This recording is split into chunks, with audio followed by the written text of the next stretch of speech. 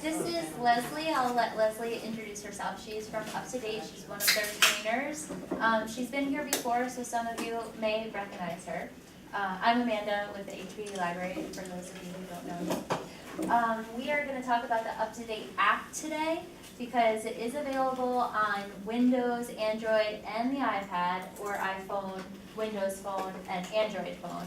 So we have lots of options with this app, and UpToDate is a well-used database, well-known, so it's something that students might find useful. So once you guys learn how to put it on your devices, and then we can go through a training of how to use it at another time. But this is basically just what is it, how to download it, and how to set up your access.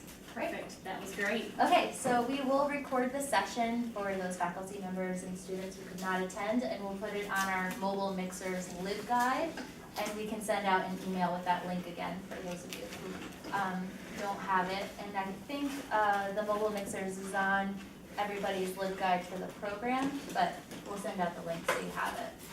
Okay, so I'll turn it over to Leslie and enjoy. And I want to thank UpToDate for sponsoring lunch today. I put up the sign a little late, but so thank you very much. Awesome. No problem. Thank you, Amanda. And thanks to the library for having us. We're excited to provide this access. This has been huge for our facilities. In the past, if you guys are familiar with UpToDate, the app has always been available for individual subscribers. So for those individual providers that were paying for their own subscription to UpToDate, they can download the mobile app and use it on their devices. So of course, as we started filtering in through more facilities, universities, hospitals, health systems, we got this question constantly. You know, when can we have this mobile app access? So now we've established a way to provide that through institutions, and everybody is going to have the ability to utilize the app anywhere, pretty much anytime, once they set up their access. So we'll go through that today as well. We have been set up outside to try to register individuals today as they walk by. We've had several students and some faculty that have visited. So I'll probably add just a couple things that we've had questions about and things like that towards the end, but I definitely welcome a lot of questions because this is going to go pretty quick. All right, so the access, like she explained, this pretty much tells you that you can have access anywhere, anytime. I know previously we've provided access directly through the Easy Proxy, so right through the HPD library. And we still are going to encourage users to go there because there is going to be a component to this that they're also going to have to still utilize that link. But the actual mobile access, it's going to work whether you're on wireless, 3G, 4G, pretty much where you have either a wireless signal or cell phone service, you're going to be able to utilize this app. I can tell you it's a lot faster to download if you're connected to a wireless internet. You can see right here, as she mentioned, it's available for the iOS devices, the Android, and the Windows 8 devices as well. And this is going to be accessible on 2 mobile devices per username and password. So you're going to have a user that can put it on a phone and a tablet if they have both. And this does not include the computer access. So if you have a user that's logged onto the computer, they're also logged into their phone and their tablet, all of those devices will be up and working at one time. Okay? For those of you that worry about CME credits, so for faculty, anybody that wants to keep track of those, all of the devices, whether it's the mobile device or the computer, will continue to accrue those CME credits when you utilize the app or on the computer, okay? The only difference is that the mobile app will not allow you to redeem those CME credits. You'll have to go to the computer to do that. So it's kind of the only difference here. This is just to kind of give you a quick overview of what the app looks like on each device. So you can see the far left is the Android devices. It looks pretty much identical to the iPhone devices. And then, of course, we have the Windows 8 tablet on the far right. That's really the only device that looks very different than the other 2. Okay? So you can download it, like I said, on 2 different devices per user. So what we've done is we've provided these screenshots. Pretty much everybody in the room may or may not know how to get to UpToDate from the library website. But it is available under the quick links, and as we've discovered, or as I discovered today, Amanda informed me that it's also on the HPD databases on the far left-hand side there underneath the quick links as well. So you can access it from either direction. And once they access that, you guys are taken to this authentication login. So they're going to have to authenticate themselves just to make sure that they are still affiliated with NOVA. And once they do that, they'll be taken right into the UpToDate screen. So we'll go back to that one in just a second. So this registration page should pop up. So the first time a user accesses UpToDate, or if they haven't registered before, this registration screen should pop up, okay? There is an opportunity for a user to bypass this page, so they can skip registration for now, which you can find in the bottom right-hand corner. There's a link that says skip this for now. Some users may have bypassed this, and if they have, I can tell you the registration will prompt about every 15 days, so that will continue to come up. However, there'll also be a My Account and a CME tab in the very top left-hand corner up here, and they can always click on that and it will prompt them to register as well there. So a user would fill out the right-hand side here, so it's got first name, last name, email address, zip code, specialty, practice type, and then they're also including basically creating their own username and password on the far right-hand side. This username and password is important. The reason why we're having them register is because they have to have that in order to access the mobile app. So when they download it, it's going to prompt them to put in a username and password, okay? That's what they'll input into the mobile app in order to gain the access, okay? If they have a login, so if they've registered before within the facility, if they have had an individual subscription, they can actually log in on the left-hand side as well. So they can input that username and password over there, and that automatically verifies them that they have this UpToDate Anywhere access. So this mobile access is available now. All right, good music. So just a couple of key points again. This can be on 2 devices, so once they immediately do this, they can go and download it on those 2 devices. And like I said, it'll pull up a registration page, they'll input that username and password, and then they'll be good to go. So if we go back, I'll just scroll back down here. If we go back to this page, you may have some users that can get to, this is like our UpToDate Anywhere SSR registration page. And what happens here is that if you have a user that is able, I guess, to gain access on the Nova network, and they go straight to UpToDate and they see this page right here, they also have the ability to register up in the right-hand corner. There's a red register and login button, okay? That will also take them directly to this page, okay? So they kind of have 2 different options. There may be another way that they can get to it. So I wanted to make sure that I included that here on the screen. All right, so the key to this is, since Nova's providing this access, we want to make sure that obviously those that are affiliated with Nova are the ones utilizing the access. So if they have left Nova or they've graduated, obviously they're no longer going to have their access continued. They will for about 30 days at a maximum, but then that's going to go away.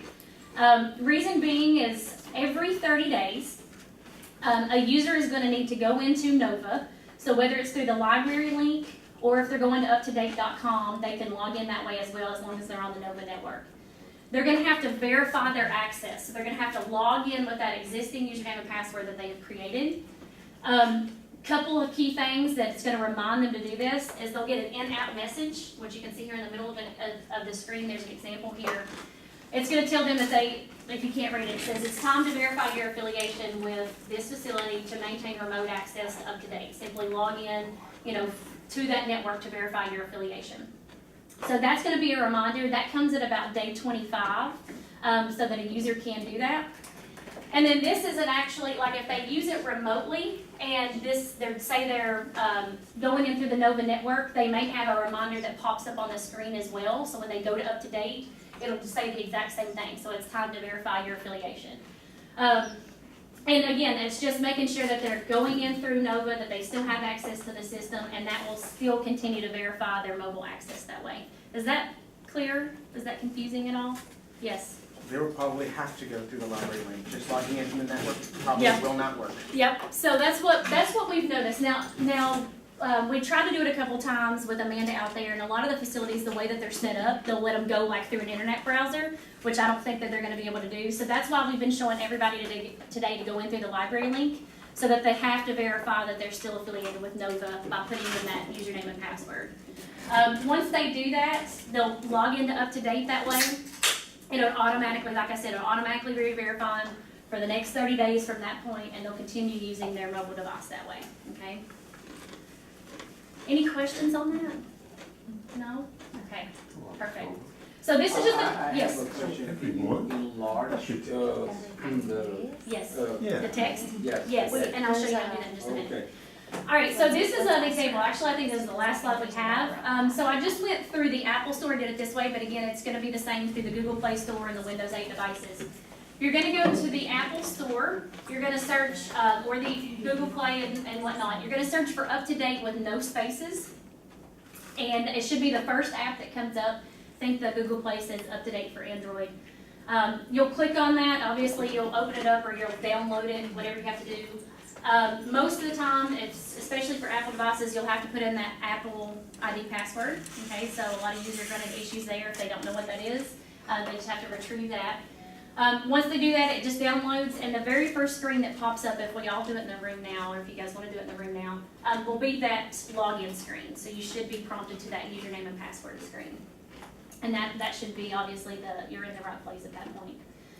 So the Windows 8 devices, it is set up a little bit differently. Like I said, the layout itself, you will still have to log in once it's downloaded on the device, but the layout's completely different. It looks like you're in, so it looks like you're set up. But that's just one example, and if anybody has any trouble downloading, I can help them download. Well, I'm having trouble, I've got the, mobile device here, but it Yep. keeps on telling me that my remote access has lapsed, and I just logged in. Okay, let's see here. So are you going through Safari and through the library link? Is this on medical? And you want to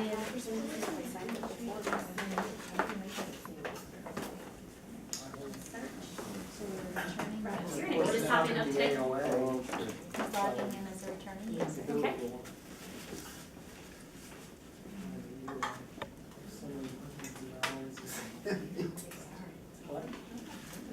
Yeah, the regular online browser does not work for us. They have to go into our college.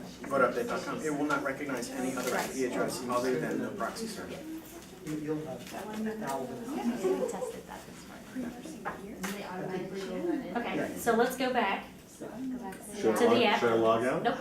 But what you're gonna wanna do is create a scheme broker. But, I put everything into the CME. Sometimes it takes just a minute. Ah. Yeah. And then I There just you go go. to scheme broker You have to and go stuff, back and to stuff in UpToDate. the screen and I stop. Type in your username Yeah. and password again to authenticate, and that's every 30 days? Yes, so here's the kicker. Here's the kicker. Everything. If a user has created their own username and password previously, the access has just been established for this new UpToDate Anywhere. So the mobile app is just now pretty much available to all the users. They may have had it for a couple days.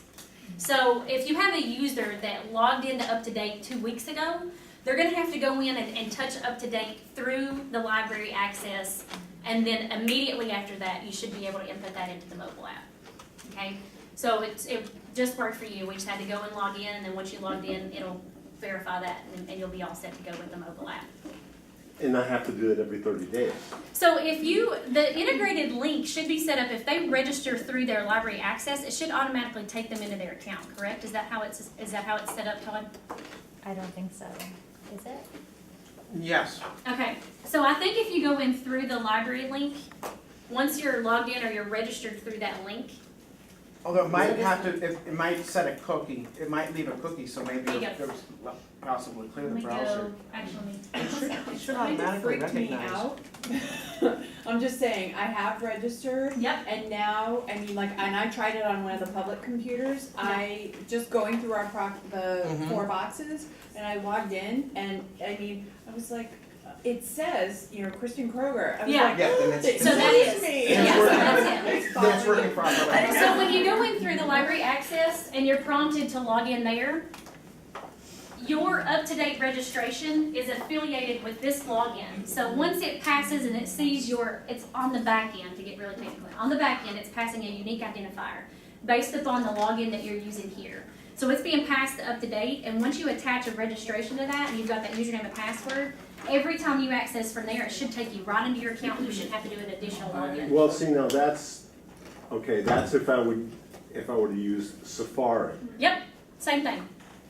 But I want to be able to use the mobile app. Mm-hmm. And I would have to go back here. Once every 30 days. I don't like that. once every 30 days.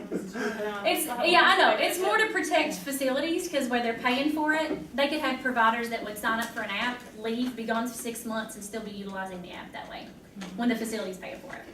So the institutional access, it's mainly just to kind of protect them and the access that they're providing. So it is an additional step, but we feel, we haven't had a lot of complaints about it. If users want to continue using the mobile app at least once a month, if they're going on and accessing it while they're on site or while they're on the network, it usually protects them that way. So you're saying that if I log in through the mobile app, if I'm on campus, No. so, Some places, but not here. all right, Yes, so I'm always it's- gonna have to, once a month, go in that way. Right. Going through a full browser, through a full browser once a month. Or the way you just did it. But yeah. So you see the way you just did it on your iPad, that re-verified you. So it doesn't have to be like a desktop or something like that. It could be Right, straight from there. right. I am an impasse here. I wrote my name and I wrote the password and doesn't really accept any password. I wrote a new phone password. You have to register first Okay. through the facility, and then you'll basically create your own username and password, and that's what we'll input in here. So how I will go back now?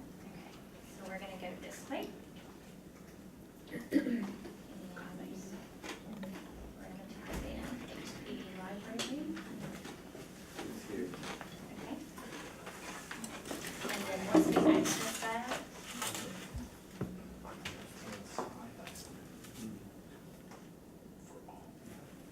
if you have a question,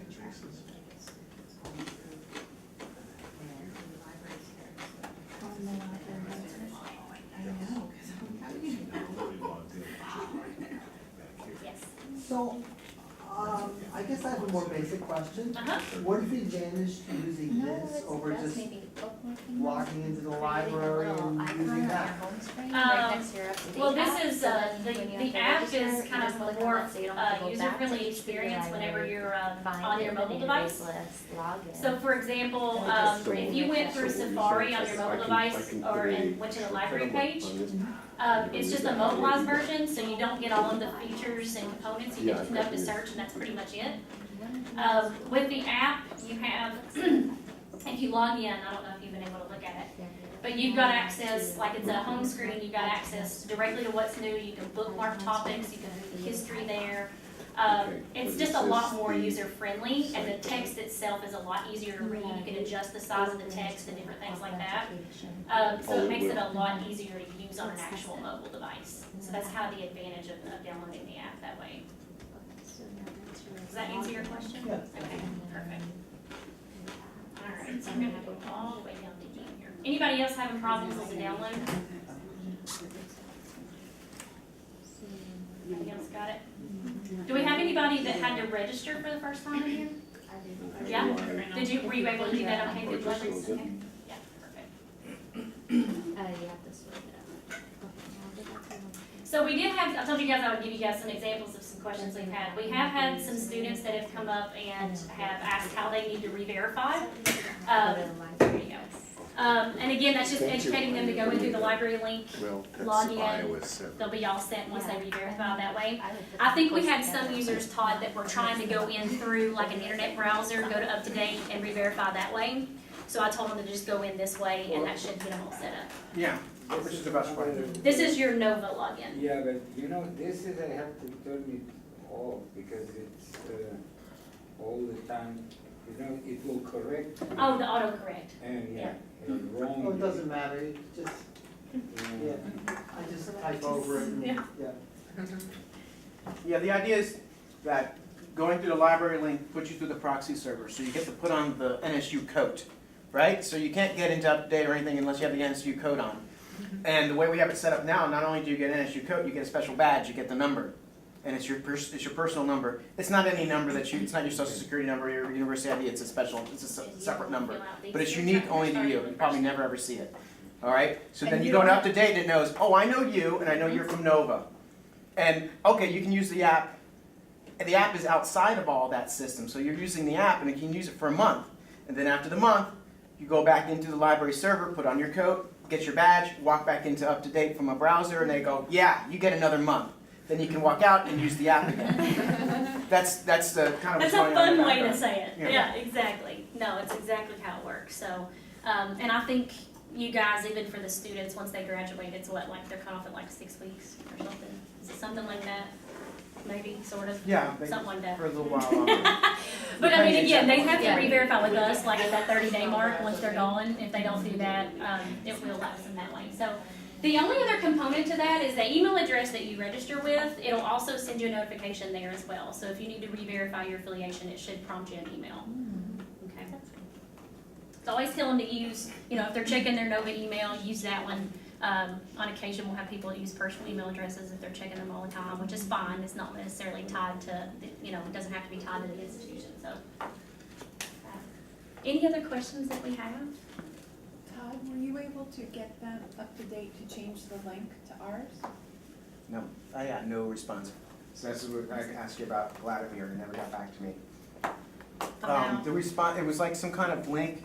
Oh, yes, because when they send you the please re-up, Yep. it says UpToDate.com. go to UpToDate, and that we know that doesn't work. So Gotcha. we wanted to know, can that be customized? And Yeah. Vladimir never got back to me. Okay, we'll make sure he does. Okay. For sure. Todd, which postal code should I write here?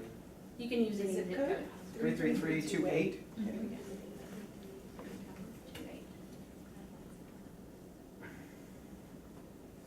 And from my understanding, we're gonna post, Oh, so I have stuff on here. There's only one other thing. Let me see if I can get this. So I also included, which I think Amanda has access to, we put together like a little quick guide that's gonna show users basically where they can go to register. Okay, so it goes through this whole process that we just did. This goes through the registration process as well as the login screen. Yes. Doesn't want to I take my put special the There's slide another presentation, so, Where you scroll, so it's at the very bottom. yeah. So it talks about how it's a one-time registration, and then of course at the very bottom, it goes through the mobile app as well as the re-verification process. So Yeah. all of that's on there and it's gonna be housed correctly. Yep, I put this and the slide presentation on the mobile Mixer LibGuide. It'll be next to the video, so you guys can go and have them both there. Awesome. All right. Well, that's all I have for you guys, if you don't have any more questions. Well, yeah, Yes. I have a question. Absolutely. In some of our courses, we have self-studies. And previously to our first-year students having an iPad, they went in to UpToDate through the library Right, on a PC. the mobile And app. we would give them the title of the article and the author. And that's how they found it. Okay. Now, how, if they wanted to do it through the mobile app on their iPad, how would we indicate in the syllabus how to find that specific article we want them to read? So if you have the title of the article, you should be able to include that. They can simply type that into the app. So that would be it right there? So it's right here, the suicidal, Okay, that's the title. that's the title of the Yep, article? and you can literally, even if you type in like the first 2 words and have them search It'll that, auto-complete, yeah, okay. it'll auto-complete. And of course, I don't know if you guys have been able to play around with it, but I always have to literally click on everything in here because you're not gonna break anything, but of course, it's got the full outline still. You've got the ability down here on the right, well, you can add a bookmark, so that is new with the actual mobile app. So if you're referencing a topic all the time, or you want them to reference a topic a lot within UpToDate, you can just have them add a bookmark to it, and it actually appears on their home screen here. So they're able to go straight to the bookmarks that way. So here's, okay. Yep, so it would have a list of them, yep, it would have a list of them out. And so you could kind of do that initially if you wanted them to bookmark a bunch of topics within the syllabus. They could bookmark those, and that way when they enter the app, they could literally just pull them all up and just click on it. Okay. Can I get some help here? Yes, Doesn't want you to can. take a physician, like a physician. Okay, Where do you? I click done, so there's a done button up in the right hand corner. So when you click it, there's done right there. Let me fix this for you. And you don't have to worry about it, yeah. We're gonna, yeah, scoop right down to username. It just has to be at least 6 characters in length, and it can be anything you Oh, I want see, it to it's be. like you have organization. So this was. So if there are no other questions for Leslie, please help yourself to a snack later if you wanna take Or some to more go. food, take some Yeah. food with you. There's a ton left, so take some back to your friends. And maybe we could have an up-to-date training on how to use the app at And then some the point, but password, it's gotta if you guys have at questions, least we're a here to help. capital letter and a number or special character in there. It's gotta be. And we'll send separate out the link characters. to the guide again, just so they have it. Right. Well, I told you we would finish early, so feel free to take your time. Is it possible to do an advanced search where you're combining, like, I know that you can, like, you know what I'm talking about? Yep, so you mean like if you wanna do like a lot of search engines, you can add like certain characters, like and or whatever, right? And do all those. You know, I have people ask that a lot, and I tell them, you know, it's kind of like Google, but it's not in that regard. So if you have like something really specific, and say you have 2 different diseases that you're trying to reference within like one topic or view, and it's something that's like, it talks about 2 totally different things, I just usually add both of those together and don't even like insert an and or anything specific. It'll tag both of those entries, all the items that you enter, it will be sorted by relevance, but it should tag up and it should include all the topics actually that have one or the other or both. So there's not really a way to, I don't think, target like 2 different things within, it has to include both of those things within one topic or view. So it'll bring up just everything that includes both of those items. Does that make sense? So, it ors it instead of ands it, Yes. but it sorts by Well, relevance. it does and or, really, because it'll bring up topics that have both. So if there's topics that have both of them, they should be listed at the very top of your search results. But if they have either or, it'll probably be trickled down towards the bottom. Okay?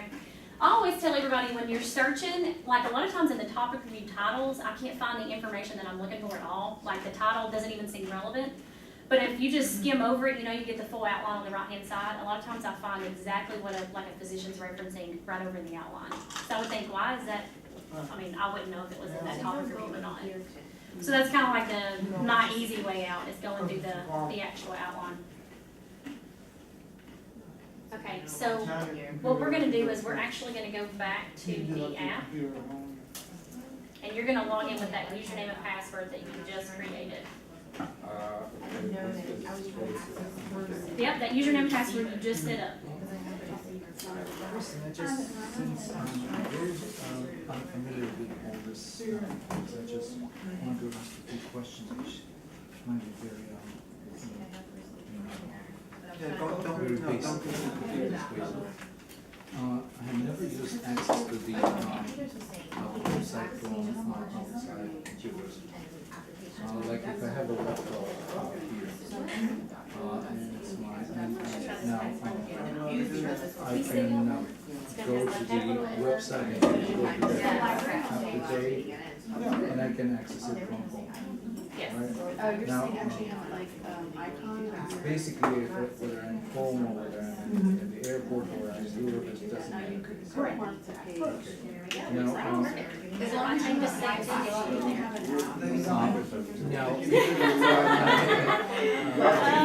And I'll show you how you can,